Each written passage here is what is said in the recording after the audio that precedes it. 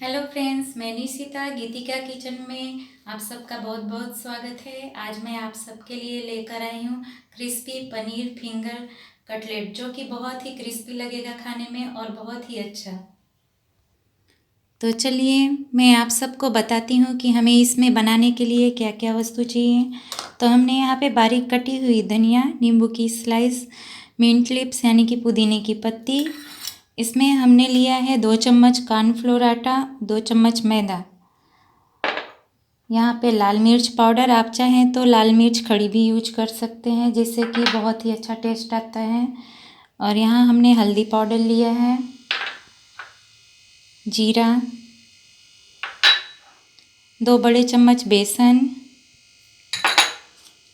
Poha,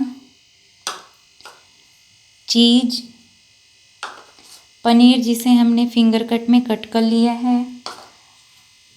main हमें इसमें Maggi मसाला use करेंगे और ब्रेड, जिसको हमने ग्राइंडर में अच्छे तरह से ग्रेनिश कर लिया है।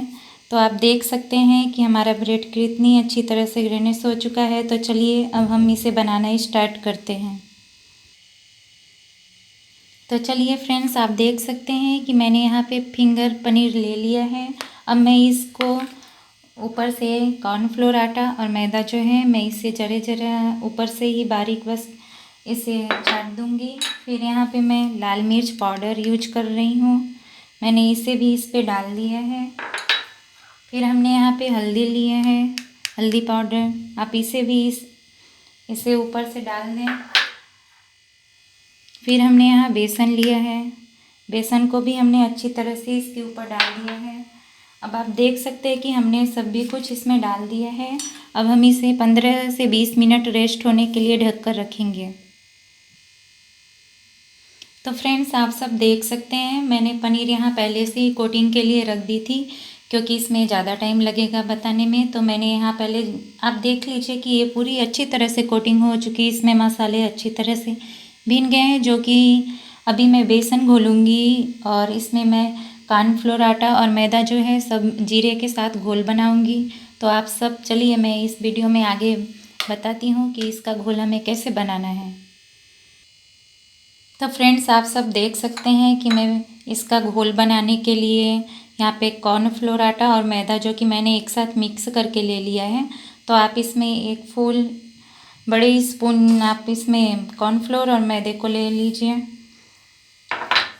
और हमारा बेसन जो है कि वो अच्छा होना चाहिए, सॉफ्ट होना चाहिए। आप इसे छन्नी की सहायता से छान लीजिएगा, मैंने इसे छान लिया है। फिर मैं इसमें 1 टेबल स्पून बेसन ली हूँ।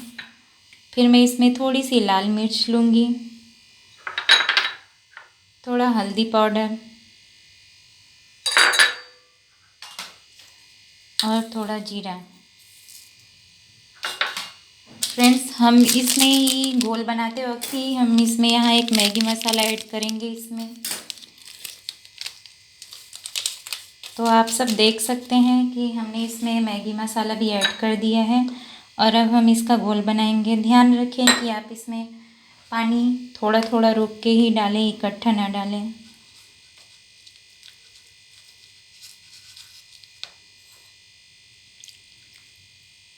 और इसका घोल बिल्कुल स्मूथ होना चाहिए फ्रेंड्स।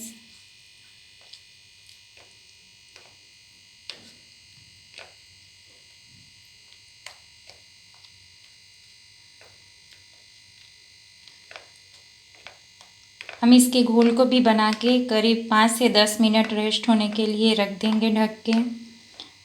और जब तक ये हमारा अच्छे से बैटर तैयार होगा, तब तक हम इसे तलने के लिए, क्रिस्पी कटलेट बनाने के लिए पनीर के, हम यहाँ पे मिक्सर ग्राइंडर में ब्रेड को ग्राइंड कर लेंगे और पोहे के साथ ग्राइंड करेंगे। तो चलिए हम आगे बताते हैं कि हमें कैसे पोहे को और ब्रेड को ग्राइंड करना है और ग्राइंड करने के बाद वो कैसा दिखाई देता है। हाँ तो फ्रेंड्स, आप सब देख सकते हैं कि हमारा ये बैटर अच्छी तरह से बन के तैयार हो चुका है, जो कि बहुत ही स्मूथ है। अब हम इसमें अच्छे से बना सकते हैं। तो हम आगे की विधि, यानी कि अब हम ब्रेड और पोहे को दोनों को अच्छी तरह से ग्राइंडर में मिक्स कर लेंगे, ताकि हम इसमें कोटिंग करने के लिए चाहिए होगी। तो फ्रेंड्स, आप सब देख सकते हैं कि हमने ग्राइंडर में पोहे और ब्रेड को अच्छे से ग्राइंड कर लिया है, वो और अच्छी तरह से मिक्स हो चुका है। तो आइए अब हम इसे बनाना ही स्टार्ट करते हैं। आप सब देख सकते हैं कि हमारी इसकी कोटिंग कितनी अच्छी हुई है पनीर की, जो कि हमने फिंगर कट में शेप में कट किया है। ये अच्छे से एकदम अच्छे से इसमें कोटिंग हो चुकी है और ये भीन गए हैं, तो इसका टेस्ट बहुत ही अच्छा आएगा फ्रेंड्स। तो चलिए, इसके लिए हमने यहाँ पर एक साफ कढ़ाई ली है और अब हम उसमें तेल गरम करेंगे।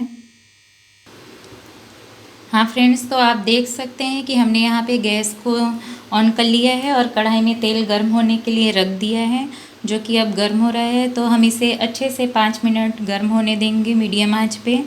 जो अच्छे से गर्म हो जाए तब हम इसमें तलना स्टार्ट करेंगे।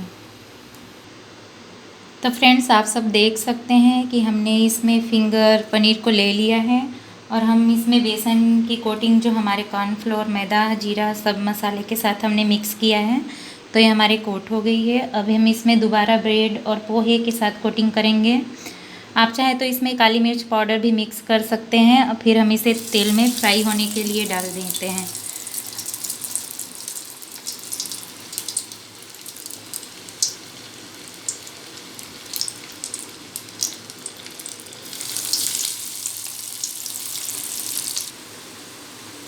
फ्रेंड्स, आप सब देख सकते हैं कि हमारा पनीर फिंगर कटलेट जो है कि ये बहुत ही क्रिस्पी तल के गोल्डन ब्राउन हो चुका है। तो आप इसे अच्छे से चलाते रहिए और थोड़ा सा और ब्राउन हो जाए तो हम इसे अभी सर्विंग के लिए प्लेट में निकाल लेंगे। तो आप सब देख सकते हैं कि हमारा जो क्रिस्पी गोल्डन ब्राउन हो के एकदम रेडी हो गया है। अब हम इसे सर्विंग के लिए एक प्लेट में निकाल लेते हैं।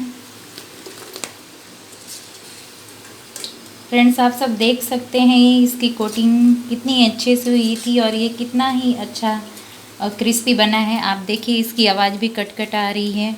ये खाने में बहुत ही अच्छा लगेगा। इसे आप चटनी, सॉस किसी के साथ भी खा सकते हैं।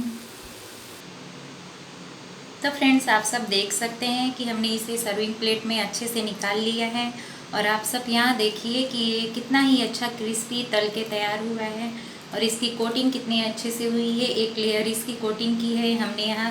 इसे खाने के लिए इसके साथ इमली की चटनी बनाई है। आप चाहे तो सॉस या किसी भी चटनी के साथ यूज कर सकते हैं, जो कि बहुत ही टेस्टी और हेल्दी है। तो फ्रेंड्स, अगर आपको कुछ कहना हो तो हमारे कमेंट बॉक्स में ज़रूर से हमें लिख के बताएं। अगर हमारी वीडियो आपको पसंद आई हो तो लाइक और सब्सक्राइब करना ना भूलें।